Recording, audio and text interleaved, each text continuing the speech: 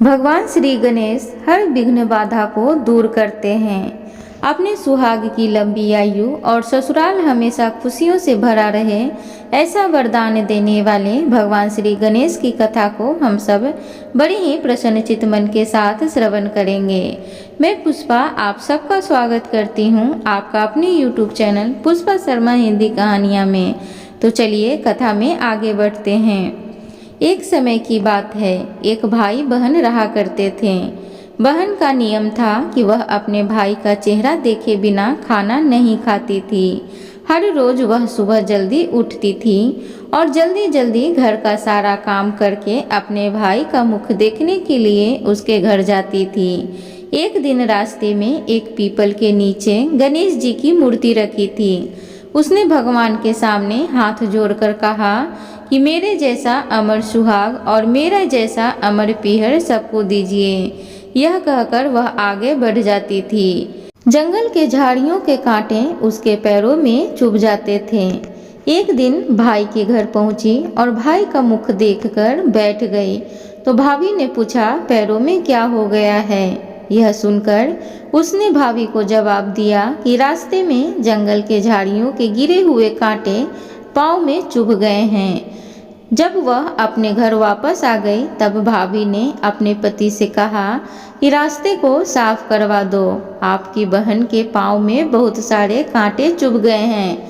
भाई ने तब कुल्हाड़ी लेकर सारी झाड़ियाँ को काटकर रास्ता साफ कर दिया, जिससे गणेश जी का स्थान भी वहाँ से हट गया। यह देखकर भगवान गुस्सा हो गए और उसके भाई के प्राण हर लिए।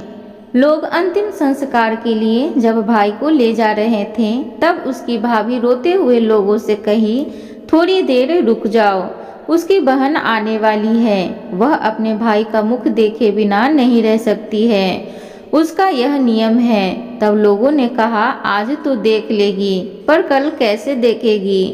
रोज दिन की तरह बहन अपने भाई का मुख देखने के लिए जंगल से निकली। तब जंगल में उसने देखा कि सारा रास्ता साफ किया हुआ है। जब वह आगे बढ़ी तो उसने देखा कि सिद्धि विनायक को भी वहां से हटा दिया गया है। तब उसने जाने से पहले गणेश जी को एक अच्छे स्थान पर रखकर उन्हें स्थान दिया और हाथ जोड़कर बोली, हे भगवान, मेरे जैसा अमर सुहाग और मेरे जैसा अमर पीहर सबको देना। और फिर बोलकर आगे निकल गई। भगवान सोचने लगे, अगर इसकी नहीं सुनी तो हमें कौन मानेगा, हमें कौन पूजेगा? तब सिद्धि विनायक ने उसे आवाज दी, बेटी, इस खेजड़ी की 7 पत्तियां लेकर जा और उसे कच्चे दूध में घोलकर भाई के ऊपर छींटा मार देना, वह उठकर बैठ जाएगा। यह सुनकर जब बहन पीछे मुड़ी तो वहाँ कोई नहीं था। फिर वह सोचने लगी कि ठीक है, जैसा सुना वैसा कर लेती हूँ। फिर वह 7 खेजड़ी की पत्तियां लेकर अपने भाई के घर पहुंची। उसने देखा वहाँ कई लोग बैठे हुए हैं, भाभी बैठी रो रही है और भाई की लाश रखी है। तब उसने उस पत्तियों को बताए हुए नियम के तहत भाई के ऊपर इस्तेमाल किया। तब भाई उठकर बैठ गया। भाई बोला बहन से, मुझे बहुत गहरी नींद आ गई थी। तब बहन बोली, यह नींद किसी दुश्मन को भी ना आए।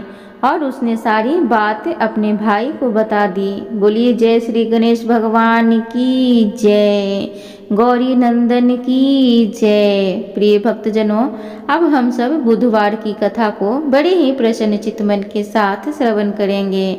आप सबसे निवेदन है कि प्लीज़ चैनल को जरूर सब्सक्राइब करें। आपके एक लाइक, एक सब्सक्राइब से मुझे बहुत ही हौसला मिलता है। तो चलिए कथा में आगे बढ़ते हैं। पौराणिक ग्रंथों में बुधवार के व्रत की कथा कुछ इस प्रकार है। बहुत समय पहले की बात है कि एक साहूकार का नया नया विवाह हुआ था। उसकी पत्नी मायके गई हुई थी। नया नया विवाह था, नई नई उमंग थी। साहूकार का परिवार भी कुछ खास बड़ा नहीं था। जो रिश्तेदार थे उनके घर बहुत दूर थे। अब साहूकार को अकेलापन खाए जा रहा था। उससे रहा न गया और साहूकार जा पहुंचा ससुराल। साहूकार की बड़ी आवभगत हुई, लेकिन ससुराल में तो अपनी पत्नी से खुलकर बात करना दूर था, सूरत देखना तक मुश्किल हो रहा था। अगले ही दिन साहूकार ने कह दिया कि विदाई की तैयारी कर लीजिए, हमें निकलना है। अब संयोग बस वह दिन था बुधवार का। सास ससुर ने समझाने का प्रयास किया कि बेटा आज बुधवार का दिन है, इस दिन बेटी की विदाई नहीं करने का रिवाज है। बेटी की विदाई क्या किसी भी शुभ कार्य के लिए यात्रा पर जाना बुधवार के दिन शुभ नहीं माना जाता। लेकिन साहूकार नहीं माना, कहा मैं इन सब बातों को नहीं मानता, आप हमें जाने का आशीर्वाद दीजिए। अब अपने दामाद के आगे सास ससुर की कहाँ चलने वाली थी। मन महसूस कर तैयारी करनी पड़ी। बेटे की विदाई कर दी गई। अब चलते चलते रास्ते में साहूकार की पत्नी को प्यास लग जाती है। साहूकार जैसे पानी लेने के लिए जाता है तो वापस आते ही उसकी हैरानी का कोई ठिकाना नहीं रहता। अपने ही हमशक्ल को गाड़ी में पत्नी की बगल में बैठे देखता है। उसकी पत्नी भी एक शकल के दो व्यक्तियों को देखकर परेशानी में पड़ गई कि उसका पति कौन सा है। जैसे ही साहूकार ने पत्नी के पास बैठे व्यक्ति से पूछा कि वह कौन है, तो पलट कर जवाब दिया कि भैया मैं तो फलाना नगर का साहूकार हूँ और फलाना नगर से अपनी पत्नी को लेकर आ रहा हूँ। तुम बताओ तुम कौन हो जो मेरा भेष धरकर यहाँ पर कबाब में हड्डी बनने के लिए आधम के हो। ऐसे बहसबाजी करते करते दोनों में झगड़ा बढ़ गया। झगड़े को देखते हुए राज्य के सिपाही वहां पर आ पहुंचे और साहूकार को पकड़ लिया। अब सिपाही भी चक्कर में कि दोनों की शक्ल तो एक समान है। उन्होंने साहूकार की पत्नी से पूछा कि उसका पति इनमें से कौन सा है। वह बेचारी क्या जवाब देती। तब साहूकार ने हाथ जोड़ लिए और भगवान से विनती करने लगा कि हे भगवान, यह आपकी क्या माया है। तभी आकाशवाणी हुई कि मूर्ख, याद कर, कुछ देर पहले ही तूने अपने सास ससुर की आज्ञा न मानकर भगवान बुद्ध का अपमान किया और बुधवार के दिन तू अपनी पत्नी को लेकर चल पड़ा, जबकि तुझे इस दिन गमन नहीं करना चाहिए था। यह स्वयं बुद्धदेव हैं जो तुम्हें सबक सिखाने के लिए तुम्हारे वेश में हैं।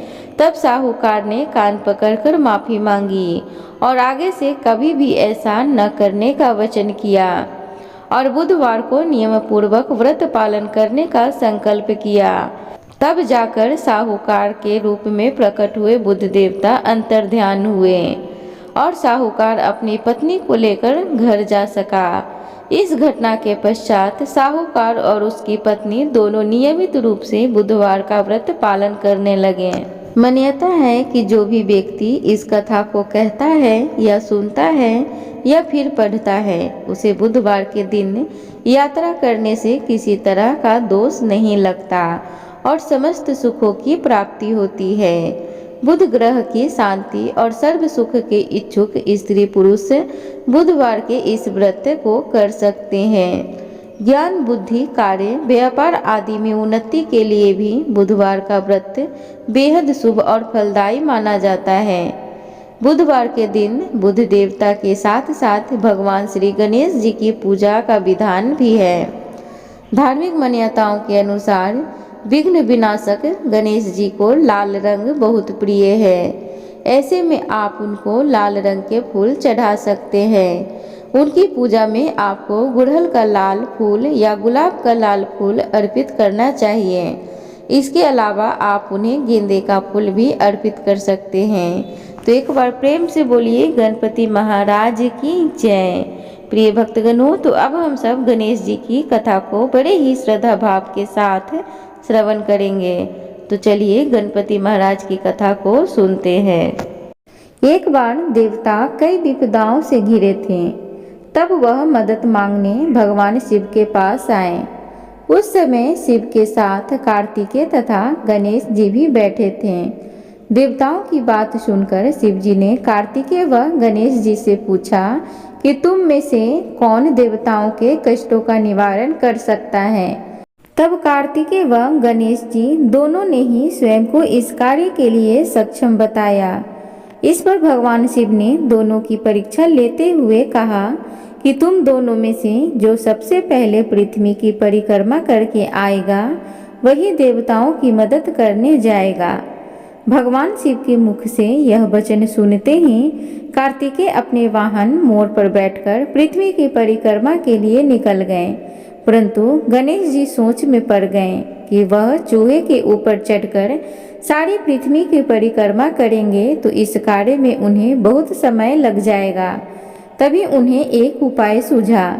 गणेश अपने स्थान से उठे और अपने माता पिता की 7 बार परिक्रमा करके वापस बैठ गए। परिक्रमा करके लौटने पर कार्तिकेय स्वयं को विजेता बताने लगे। तब शिवजी ने श्री गणेश से पृथ्वी की परिक्रमा न करने का कारण पूछा। तब गणेश जी ने कहा, माता पिता के चरणों में ही समस्त लोक हैं। यह सुनकर भगवान शिव ने गणेश जी को देवताओं के संकट दूर करने की आज्ञा दी। इस प्रकार भगवान शिव ने गणेश जी को आशीर्वाद दिया कि चतुर्थी के दिन जो तुम्हारा पूजन करेगा और रात्रि में चंद्रमा को अर्घ्य देगा उसके तीनों ताप यानी दैहिक ताप, दैविक ताप तथा भौतिक ताप दूर होंगे। इस व्रत को करने से व्रतधारी के सभी तरह के दुख दूर होंगे और उसके जीवन में भौतिक सुखों की प्राप्ति होगी। चारों तरफ से मनुष्य की सुख समृद्धि बढ़ेगी, पुत्र पौत्र आदि धन ऐश्वर्य की कमी नहीं होगी। तो इस प्रकार गणपति महाराज की प्रथम कथा थी। अब हम सब दूसरी कथा को बड़े ही श्रद्धा भाव के साथ श्रवण करेंगे। तो चलिए कथा को सुनते हैं। एक समय की बात है, राजा हरिश्चंद्र के राज्य में एक कुम्हार था। वह मिट्टी के बर्तन बनाता, लेकिन वे कच्चे रह जाते थे। एक पुजारी की सलाह पर उसने इस समस्या को दूर करने के लिए एक छोटे बालक को मिट्टी के बर्तनों के साथ आवा में डाल दिया। उस दिन संकटी चतुर्थी का दिन था। उस बच्चे की माँ अपने बेटे के लिए बहुत ही परेशान हो रही थी। उसने गणेश जी से अपने बेटे की कुशलता की प्रार्थना की। दूसरे दिन जब कुम्हार ने सुबह उठकर देखा तो आवा में उसके बर्तन तो पक गए थे, लेकिन बच्चे का बाल बांका भी नहीं हुआ था। वह डर गया और राजा के दरबार में जाकर सारी घटना बताई। इसके बाद राजा ने उस बच्चे और उसकी माँ को बुलवाया तो माँ ने सभी तरह के विघ्न को दूर करने वाली संकटी चतुर्थी का वर्णन किया। इस घटना के बाद से महिलाएं संतान और परिवार के सौभाग्य के लिए संकट चौथ व्रत का व्रत करने लगी। एक बार बोलिए गणपति महाराज की जय। प्रिय भक्तगणों, तो अब हम सब गणपति महाराज की तीसरी कथा को बड़े ही श्रद्धा भाव के साथ श्रवण करेंगे। तो चलिए कथा को सुनते हैं। एक समय की बात है कि विष्णु भगवान का विवाह लक्ष्मी जी के साथ निश्चित हो गया। विवाह की तैयारी होने लगी। सभी देवताओं को निमंत्रण भेजे गए, परंतु गणेश जी को निमंत्रण नहीं दिया गया। कारण जो भी रहा हो, अब भगवान विष्णु की बारात जाने का समय आ गया। सभी देवता अपनी पत्नियों के साथ विवाह समारोह में आए। उन सब ने देखा कि श्री गणेश जी कहीं दिखाई नहीं दे रहे हैं। तब वे आपस में चर्चा करने लगे कि क्या गणेश जी को न्योता नहीं है या स्वयं गणेश जी नहीं आए। सभी को इस बात पर आश्चर्य होने लगा। तभी सबने विचार किया कि विष्णु भगवान से ही इसका कारण पूछा जाए। विष्णु भगवान से पूछने पर उन्होंने कहा कि हमने गणेश जी के पिता भोलेनाथ महादेव को न्योता भेजा है। यदि गणेश जी अपने पिता के साथ आना चाहते हो तो आ जाते। अलग से न्योता देने की कोई आवश्यकता भी नहीं थी। दूसरी बात यह है कि उनको 1.25 मन मूंग, 1.25 मन चावल, 1.25 मन घी और 1.25 मन लड्डू का भोजन दिन भर में चाहिए। यदि गणेश जी नहीं आएंगे तो कोई बात नहीं, दूसरे के घर जाकर इतना सारा खाना पीना अच्छा भी तो नहीं लगता। इतनी वार्ता कर ही रहे थे कि किसी ने एक सुझाव दिया। यदि गणेश जी आ भी जाएं तो उनको द्वारपाल बनाकर बैठा देंगे कि आप घर की याद रखना। आप तो चूहे पर बैठकर धीरे धीरे चलोगे तो बारात में बहुत पीछे रह जाओगे। यह सुझाव भी सबको पसंद आ गया तो विष्णु भगवान ने भी अपनी सहमति दे दी। होना क्या था कि इतने में गणेश जी वहां आ पहुँचे और उन्हें समझा बुझाकर घर की रखवाली करने के लिए बैठा दिया गया। बारात चल दी। तब नारद जी ने देखा कि गणेश जी तो दरवाजे पर ही बैठे हुए हैं, तो वे गणेश जी के पास गए और रुकने का कारण पूछा। गणेश जी कहने लगे कि विष्णु भगवान ने मेरा बहुत अपमान किया है।